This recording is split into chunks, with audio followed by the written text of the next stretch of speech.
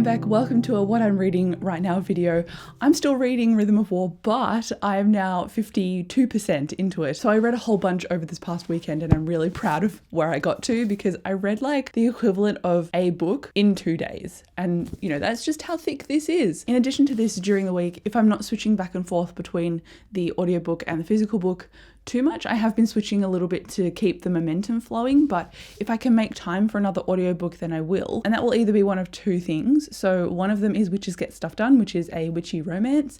And then the other one is Funny Story by Emily Henry. And it's about two exes who end up living together and then getting together. And honestly, after reading something as thick and intense as this, I'm looking forward to reading something lighthearted and fun. And both of those seem like they're lighthearted and fun. The audiobook for Witches Get Stuff Done is 8 hours long, and then Funny Story is 11 hours. So I might end up leaning towards Witches Get Stuff Done just because it's going to be shorter for me to get through, but it depends on my mood. I also downloaded the audiobook for Sink or Swim, which is the sequel to that dinosaur romance that I was reading last week, just because I finally gave in, okay? I was like, no, I do actually want to read the sequel, so I spent an Audible credit, so sue me. But anyway, I'm going to be hopefully reading that at some point, but again, the audio is 7 hours, so it's a bit longer than book one, which is about 5 hours long, so I can't just slip it into a day. So my next audio read will either be that dinosaur book, Funny Story, or Witches Get Stuff Done.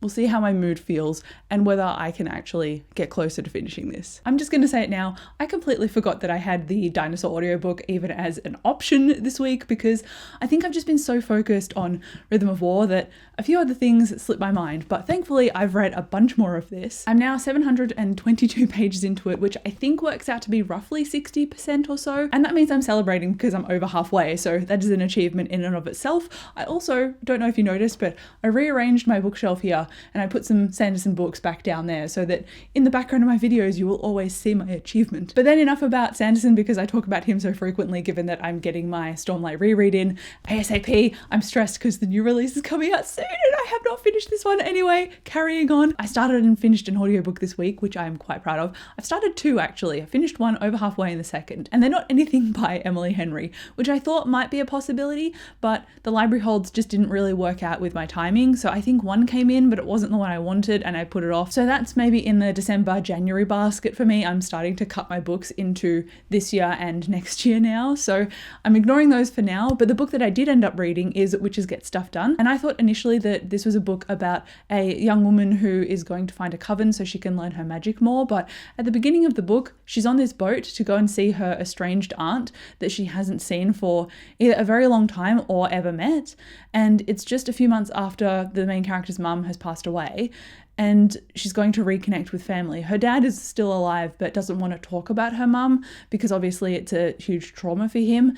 And so because she wants a bit more of a connection with her history and her family, she's like, I'm going to go see my aunt. And while she's visiting this island, she realizes that she now owns this mansion. She can see ghosts, but she's been able to her whole life. And when she's on the island, she starts getting the recurrence of magic beginning to swell in her. So now that she's almost come home to her family's island, her mum moved away as soon as she could, and Riley, the main character, has never been to the island before, so she's now returned. Her magic has kind of kicked in and she's like, oh, I actually have responsibilities here. And her responsibilities are very much about managing ghosts and making sure they're either comfortable, making sure the object they're connected to is safe, or sending them on if they wish to move on. And in doing that, she starts to build these connections with the community on the island. She meets two girls, Caroline and Alice, and they start to form this friendship.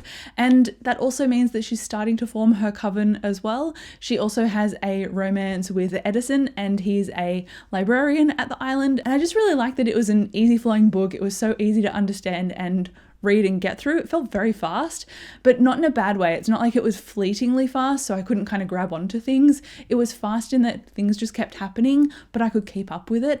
And it also brought the characters to the same level. So it felt like I was getting to know them and understand them, especially with Edison and Riley's relationship, because they actually had quite in-depth, detailed discussions about their emotional states and their family history. So it was just a fun book and I really enjoyed myself, and I wanted to give it like a 3.5, which is pretty standard intended for romance, but I was like, nah, I actually enjoyed this enough. Like, I'll probably up it to a 4. So I did that. And then I realized that the rest of the books, the last 2 in the trilogy, are also available with my Audible subscription. So I went and I cheekily downloaded them, but then I was like, no, Beck, you have set an entire end of year to be read list. Maybe you should do those instead. So I was like, okay, fine, I'll listen to the voice of reason, which is also me, apparently. And I got Cultish on my library hold.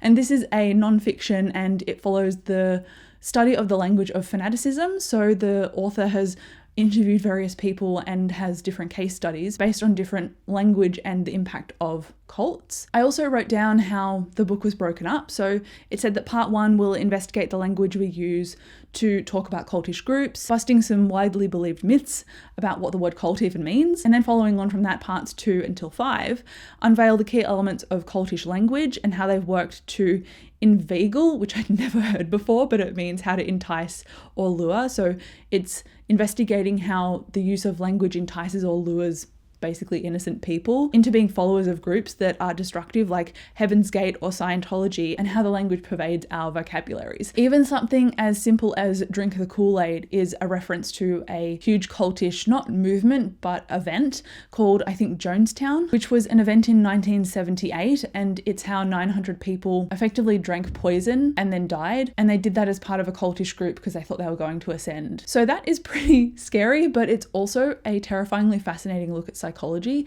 And this book is not necessarily delving into the depths of psychology, but it's delving into different examples and how those different examples had specific psychology working within them. So it's not like a psychological study of cults, it's like a case-by-case basis of how things happened. So while I am enjoying it, it's not exactly the lens I thought with the whole psychology and cults, but it is kind of touching on it every now and then. And each of the case studies is intriguing to me. So I'm liking it. I'm 60% into it. In the next day or 2, I hope that I'll finish it, but we'll see how that goes. And then after that, I don't know what audio I'm going to pick up next. I'm tempted to continue the Witches Get Stuff Done series just because it's fun and it's easy to read. And because there are 3 friends in the Witchy Coven, I'm assuming that each book follows one of those 3 characters, or it'll just continue Riley's story, which I'm also here for as well. So I'm keen to see what happens next with those. I'm obviously keen to finish Rhythm of War, but I have a very busy weekend coming up, so the amount of reading I do, I'm skeptical on whether I'll get close to finishing it, but that's what I'll aim for. So that is my week so far. Those are my hopes, my aspirations. Let's see how they pan out, but thank you so much for watching this video. I'll come chat to you down below in the comments, and I'll see you in my next video.